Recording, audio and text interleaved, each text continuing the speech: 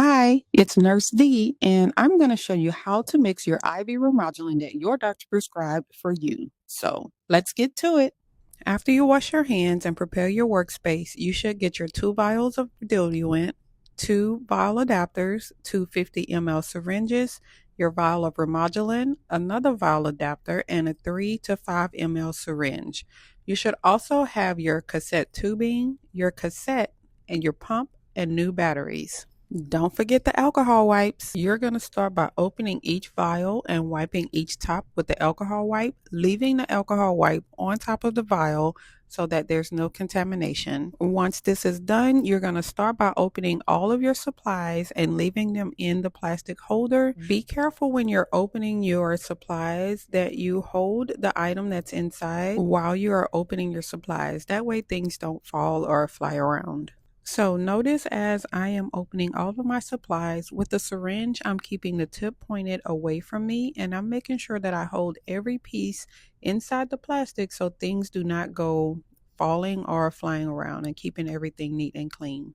When I get to the cassette, I'm going to go ahead and take it out of the holder. There's a cap on the end, so I don't need to keep it in the plastic holder. So I just set it on my clean work area, and I will do the same thing for my IV tubing.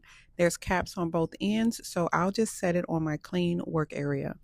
Now that I have all my supplies open, I'm going to go ahead and put the vial adapter into each vial. What I do to one, I will do to all. I put the pointy end into the vial and I push down and I hold it and it's in. I repeat this same process until all of my vial adapters are in each vial. When I get to my vial of Remodulin, there's a little clamp holder one, so I'm going to leave that on there. And because it doesn't have a top on it, I'm going to also wipe the top of the vial adapter for my vial of Remodulin. The next step is going to be to use your dose guide to know how much Remodulin you are to draw into your 3 ml syringe. You should have a 3 or 5 ml syringe, and based on your dose guide, that's how much Remodulin you're going to put into that little small syringe. Your dose guide or your dose is what your doctor prescribed to go into your IV Remodulin. You will push and twist your syringe onto the vial adapter, invert your vial, and draw out the correct amount of Remodulin. Once you have the correct amount of Remodulin in your syringe, you're going to go ahead and look for any little air bubbles.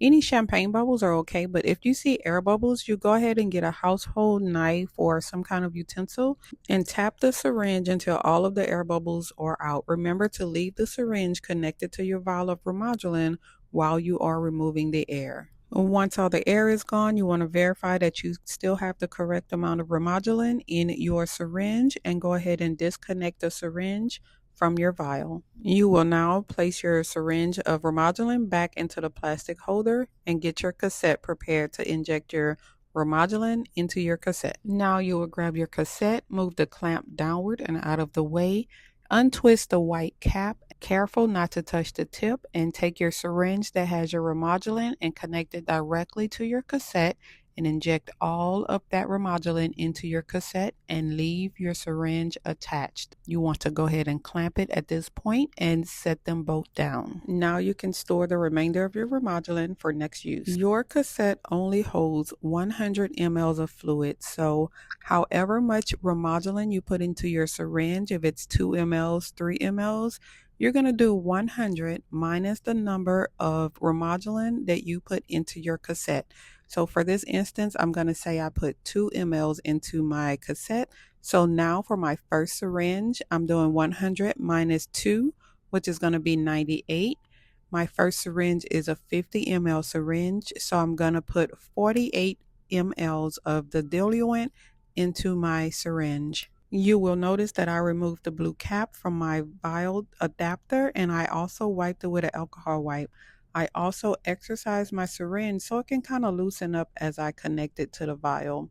Once I connect it to the vial, I'm going to invert the vial and I'm going to pull back on the plunger until I get to 48 ml. For this step, I like to just withdraw all of the solution out of the vial and kind of get the knife again and tap the syringe and then push it back up into the vial. That way, once I get to 48, all my bubbles are gone and it's just an easier process.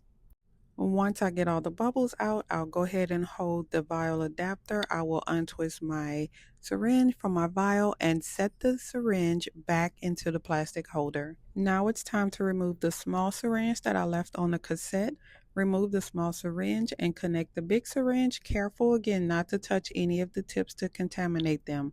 Once you connect the syringe, you will unclamp. Don't forget to unclamp, and then you will push all of that diluent into the cassette, and you will reclamp after you have put all of the diluent in. You will leave the syringe attached and you will set them both down. Now it's time to repeat that same process with the next syringe. You will exercise it to remove the air, withdraw the whole 50 mLs to make a total of 100 to go into the cassette. Knock out the bubbles. You're going to go ahead and disconnect the syringe. You're going to place it back into the plastic holder. Now it's time to take the other syringe off. Careful not to touch the tips. And then you're going to grab your syringe of 50 ml diluent, connect it to your cassette, and go ahead and push everything into your cassette. Now, pushing that last 50 mLs could be kind of difficult, so you use your table and push down with your hand at full strength and set it down. Be careful not to release the syringe because the fluid will return back into the syringe and you will have to press down really hard again. Once you press down and you get all of the fluid into the cassette, go ahead and take your clamp, pull it, and clamp your tubing, because once you release, it'll go back into the syringe. Whew, okay, we're almost there, guys. We are almost there. You will notice that there is air in your cassette. Now, we have to get all of that air out of your cassette because we don't want it to go into your system.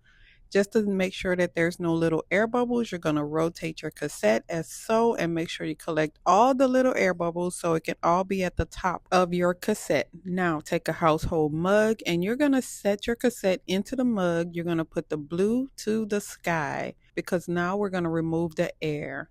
Once you have the blue to the sky, go ahead and unclamp, and you will notice that the pressure from the cassette goes into the syringe and your syringe starts to move upward. Go ahead and give it all of the strength to pull upward until all of that air in that little corner here is out and you have less than 1 ml of fluid in your syringe. Once you have that, it is time to clamp and all of the air has been removed, and it is now time to connect your cassette to your pump. The last step before connecting your cassette to your pump is to replace with new tubing. Now you will notice that your tubing has a cap at both ends. If you see a little filter, this one has a circle. That circle part of the filter goes closest to your chest. You will take the opposite end and connect that end to your cassette. Your first step is going to be to remove the blue cap, and then you're going to remove the syringe. Well, before you move the syringe, go ahead and place the tubing between your two fingers like so. Then you're going to disconnect the syringe. Make sure the clamp is still clamped. Disconnect your syringe and connect your cassette directly to your tubing. Careful not to touch any of the tips. Twist until it's locked and in place. Since that is all complete, you can now remove the blue cap from the cassette. We are finally ready to get the pump.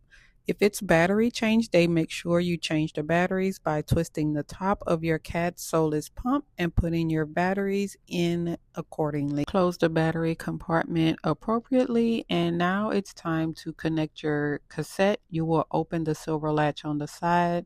Take the little shoes at the end. You'll see there's 2 on one side and 1 little latch on the other side. You will take the part with 2, and on the bottom of the pump, you will see that there's a latch for 2 and then there's a latch for 1. So basically just connect the latch for 2 at an angle, push it in completely. And once it's in all the way, you may have to pull the latch down to kind of assist it and then lock it in place by pulling the silver latch all the way up. And there is a power button on the right hand side. Soft press it and the pump will come on and you will hear a series of beeps. The first thing you're going to do is go to program, and guys, it is time to program the pump. And based on your dose that your doctor prescribed, you will put the dose in. Some pumps have locks and some have codes. You will get that code from your provider. You will change your rate after you put your code in to the rate prescribed, and then you will press save. Once it's done saving, you're going to scroll down using the down arrow to reset the reservoir volume to 100. To reset that volume, you're going to press the select button to reset it to 100 and then select save. The screen will go back to the main menu and go ahead and press the back button, and now it's time to complete a task. The task is going to be to prime the tubing to remove all of the air from the new tubing that we just placed. We're going to press prime tubing, disconnect tubing from patient, open clamps, and press prime. This clamp is clamped, so we're going to go ahead and open that clamp. Once it is open, we will go to the pump and press the prime button. We will watch the tip of that tubing to see when there's a drop of fluid coming to the tip. Once we see that drop, we will go ahead on the pump and we will press stop priming. If you happen to stop your priming too early, it's okay. You can press yes to continue priming. If you primed enough, press no. You're going to press the back button, and now it's time to start your infusion. Before you start your infusion, they always want you to review your pump settings. So just make sure all of your settings are correct, except the value. There should be a green check, except value of reservoir volume, the green check. Then you're going to press the next button and you're going to go ahead and start your pump, connect it to your central line. I just happen to have a handmade central line here. So when you get to your central line, what you're going to do is make sure you clamp your line closest to your chest. You're going to take an alcohol wipe and wipe the tip of your cap very, very well. And you're going to wipe it for 30 seconds very vigorously. You're going to hold it in your hand. You're not going to let it go back down to touch your skin. If it touches your skin again, go ahead and wipe it. Remove the cap from your tubing. Push and twist to connect it to your central line and make sure that it is secure. And go ahead and start your pump if you have not started your pump yet.